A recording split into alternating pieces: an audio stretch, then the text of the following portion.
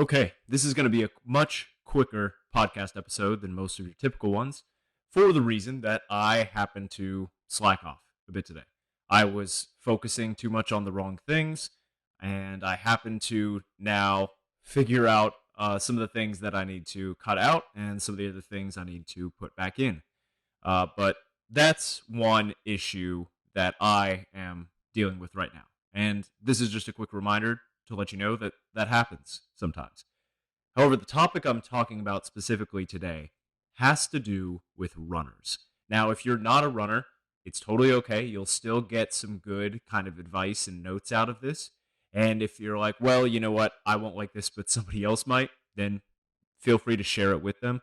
And definitely let me know what they thought of this episode since you're not listening. But the actual bit about running that I'm going to talk about is why other runners and big aspects of running shouldn't matter to you as a runner. Now, I know that sounds kind of weird because you think, oh, okay, well, running should matter, matter to me if I am a runner.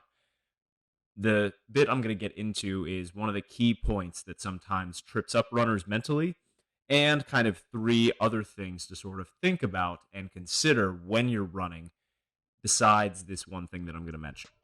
So, let's focus in and have a chat.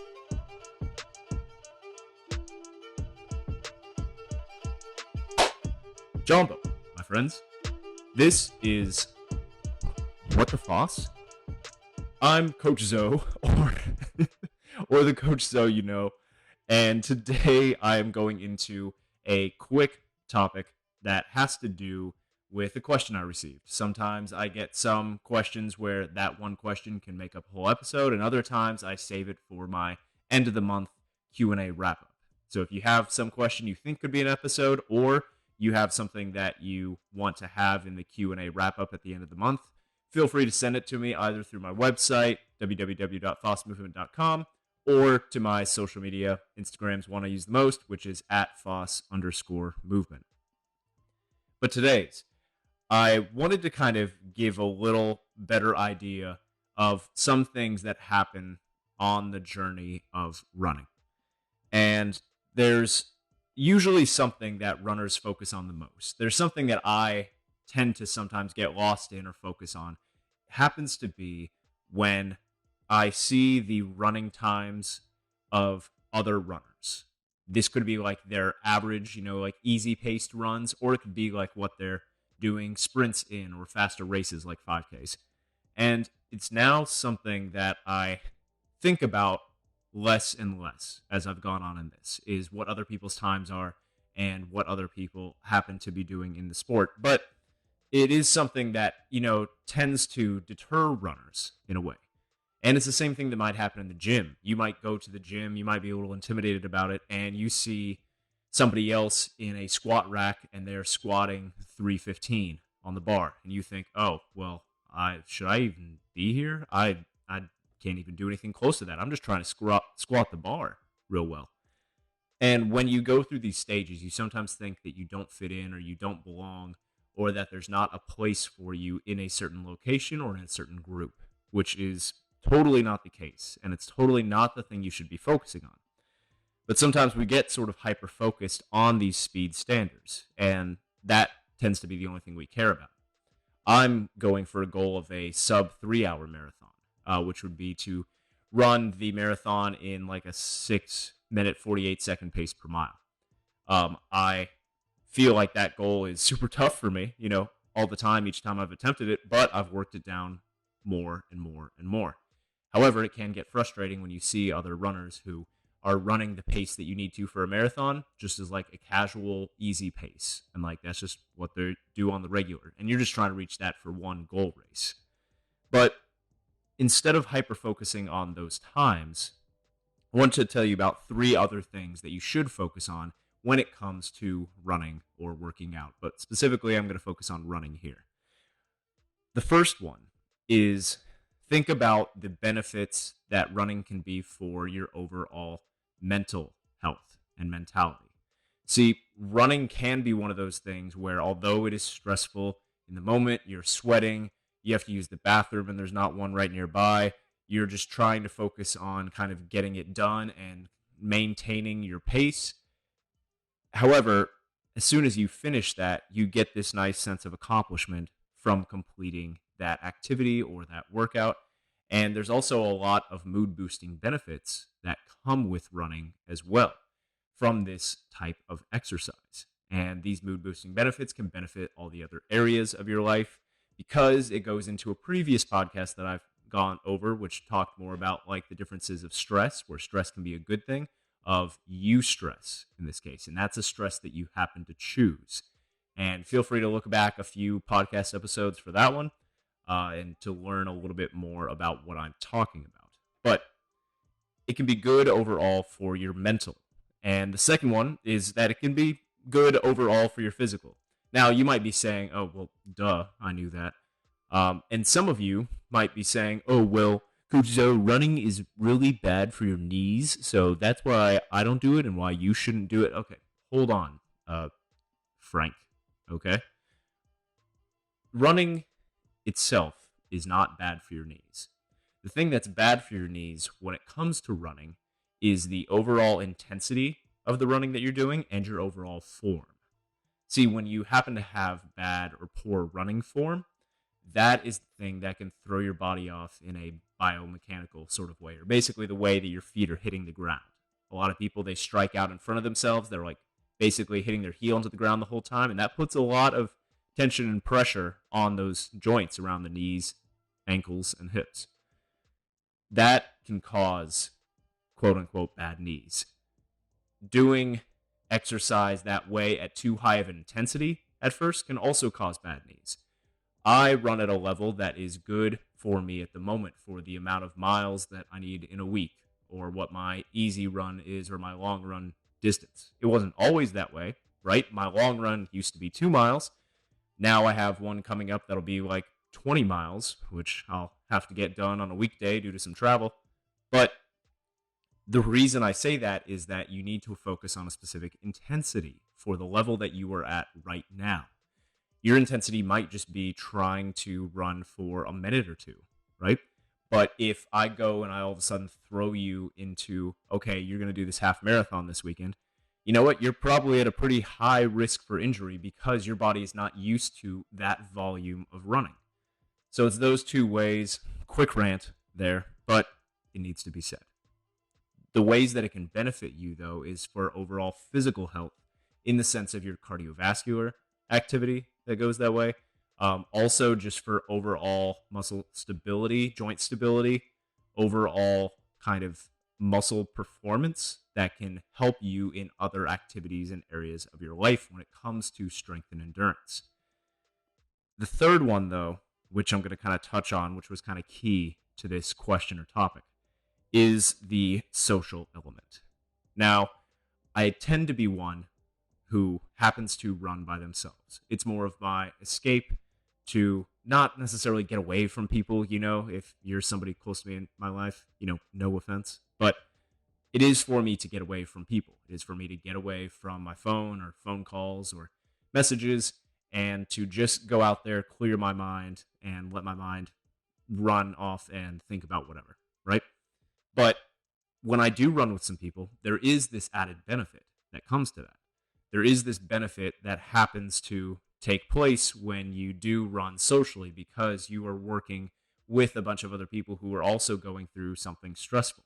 And you can have this mutual benefit of kind of pushing each other to do your best.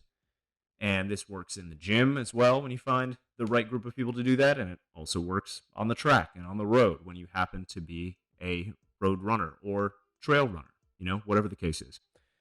But I think sometimes people get intimidated because they think, oh, well, there's all these people going out to run. I'm not really their pace to go run. Like, they're going way faster than me. Why would I show up just to be left in the dust?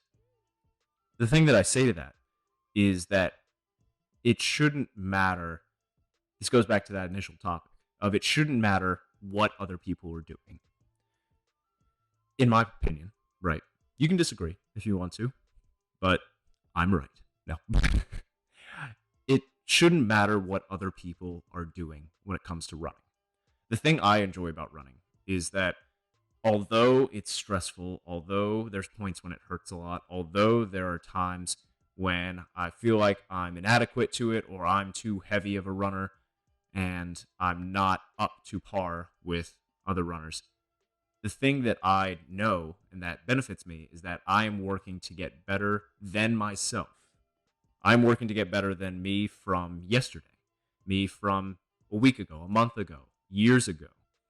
And I can see little points where that progress has come up. I can see those points where during my first 5K, I happen to have thrown up, just a couple minutes into it. I've seen those points where now I do a 5K run, just casually as just like a part of an easy training run.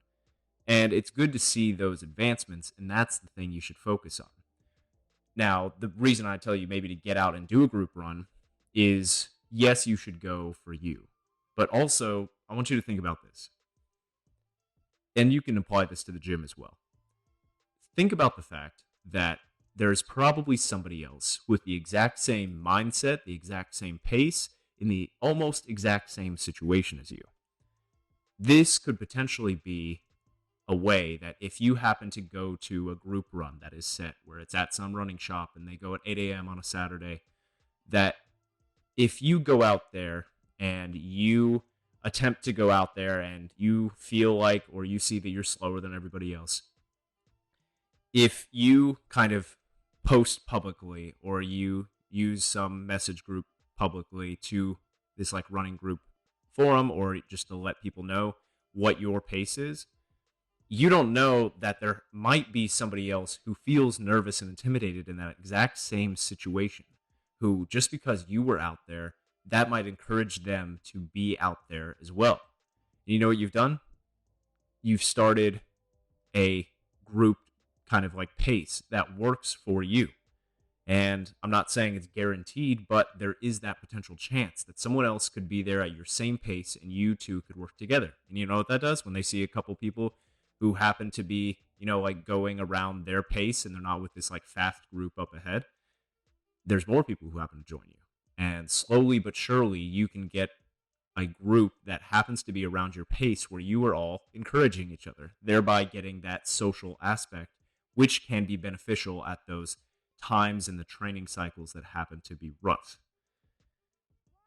It's just something to think about where I hope that if you're at a point where you're running right now, where you're exercising, and you feel like you are out of the circle, you feel like you're not a part of the group, you're not at the pace, so like, why should you even try?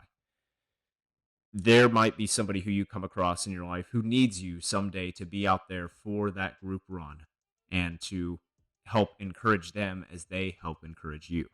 It's just a different aspect to take. It's just some mindset thing I wanted to put you on today. But whether you apply this to running or you apply it to working out in the gym, just remember, don't do it for anybody else. We all have our motivations. You might have some competition you want to do, or you want to do this competition with friends. But at the end of the day, you need to work on getting better than you yesterday. It's not to say that you don't matter. It's not to say that you are not able to do things in the position you are right now, where you're like totally weak, at the point you are now. It's just on this kind of course for improvement. And I want you to improve your life. I want you to find the benefits and the joys that come out of exercise that have been the same for me, where although it's stressful and there's points where you feel like giving up and there's points where you feel alone, that it is worth it because you are getting better than the you from yesterday. And we should be trying to progress throughout our lives. So that's what I want to leave you with is remember that there can be certain points where you shouldn't just care about running so much in the sense of comparing running to other people. You should care about doing it yourself for your mental and physical health, but also to try to be prepared and be confident that you might help encourage somebody else to get out and run or get out and get to the gym as well. That's a quick one for today. I've got to run off to train another client this evening and make dinner. So I'm going to go do that. But Thank you for your time. Take chances, make mistakes, and remember to push yourself. Don't push yourself just because somebody else wants you to push or just because you're trying to reach somebody else's goal times. Push because you want to be better than you from yesterday. And if you go on that route and you try to benefit yourself mentally and physically, you'll be on the right track. Talk to you soon.